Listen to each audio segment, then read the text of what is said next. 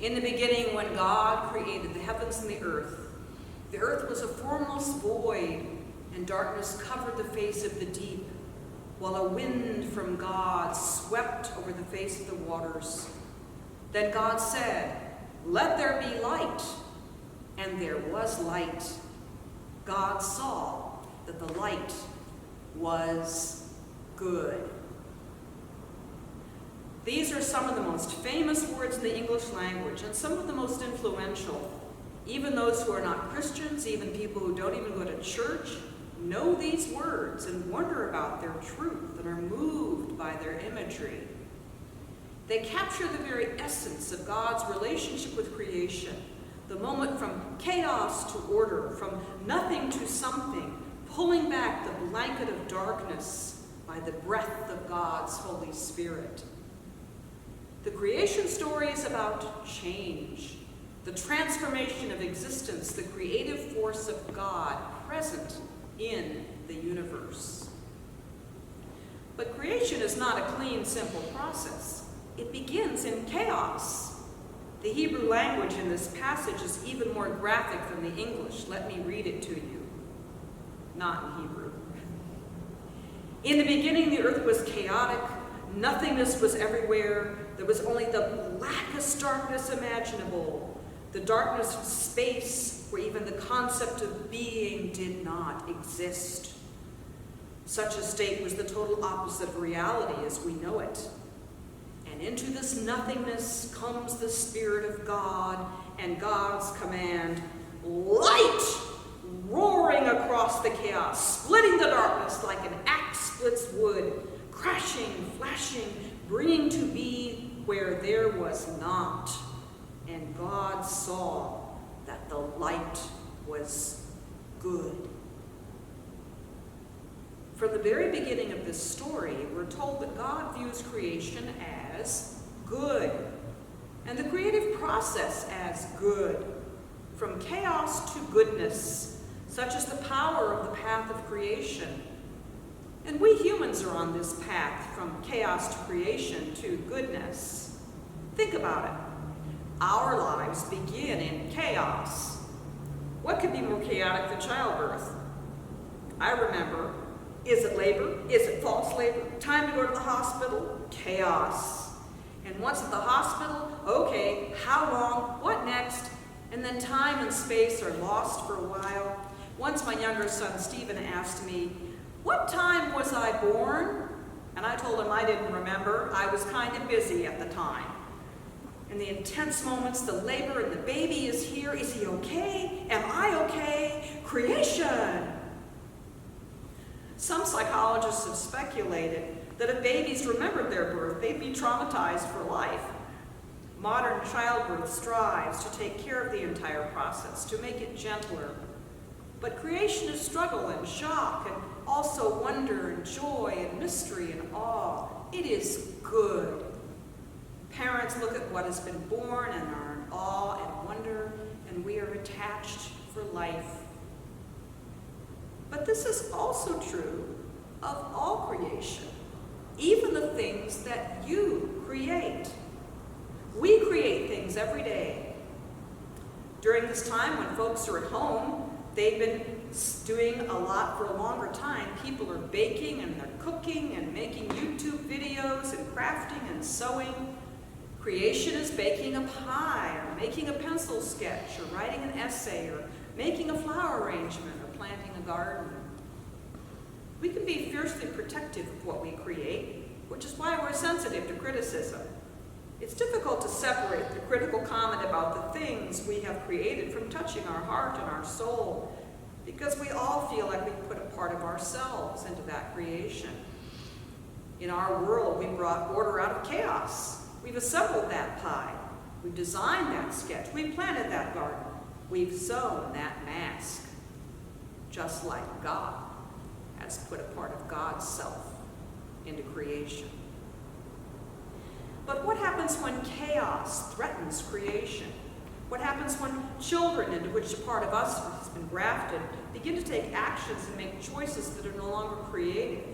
When they stop coloring the pictures and playing with the puppy and begin actions of chaos and maybe even destruction? What happens when the job into which we poured our heart is lost?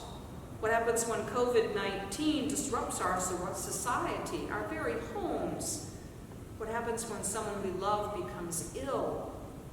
What happens as we face the long slide downhill toward our own death? Chaos.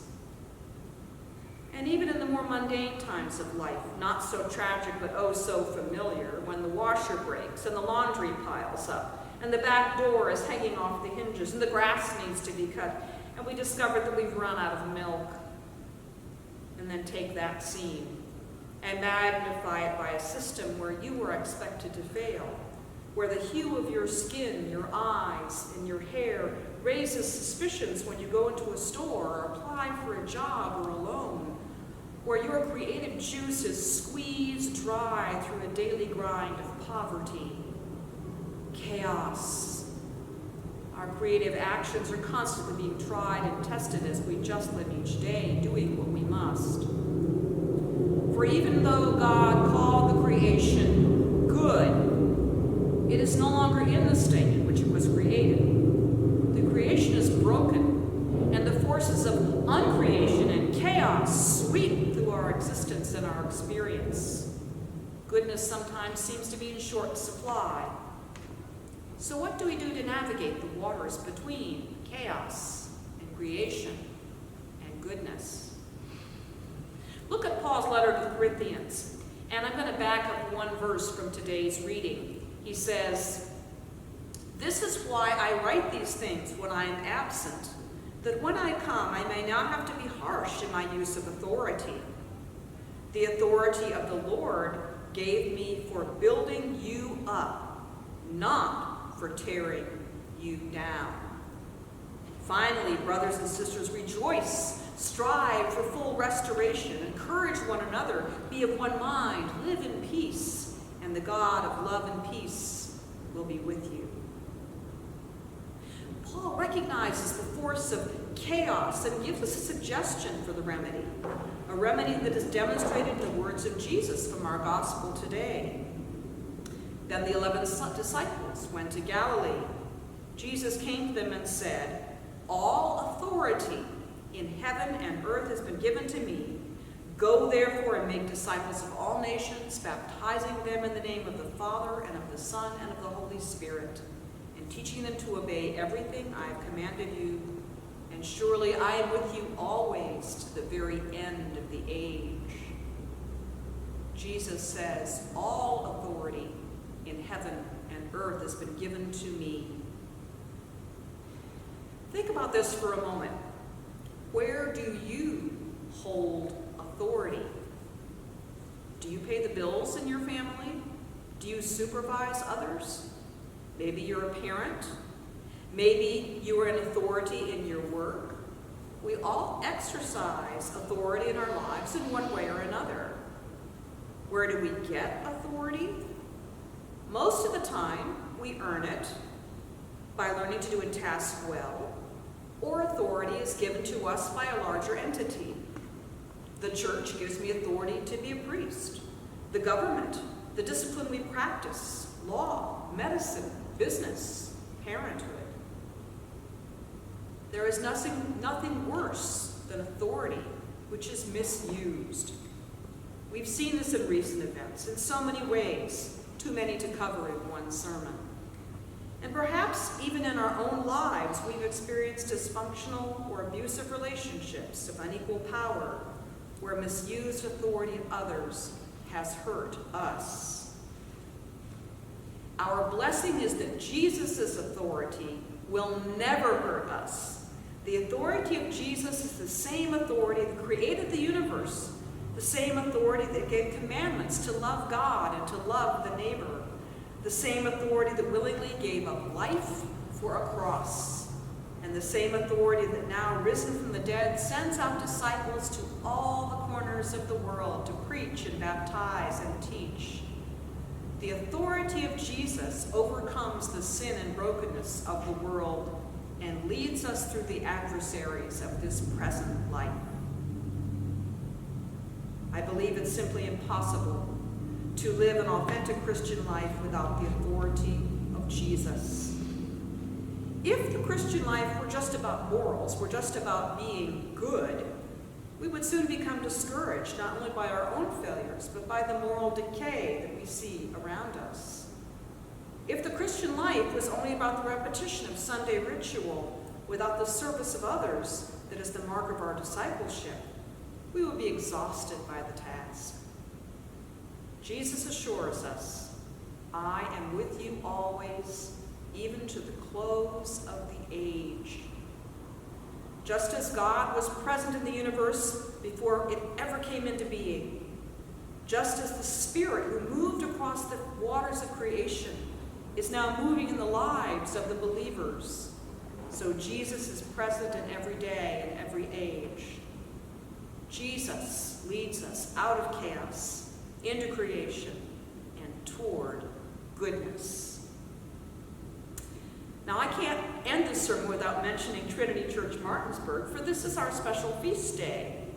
Hopefully a year from now, Trinity will celebrate an historic mile marker, remembering all the way back to the founding of this parish and the establishment of this congregation.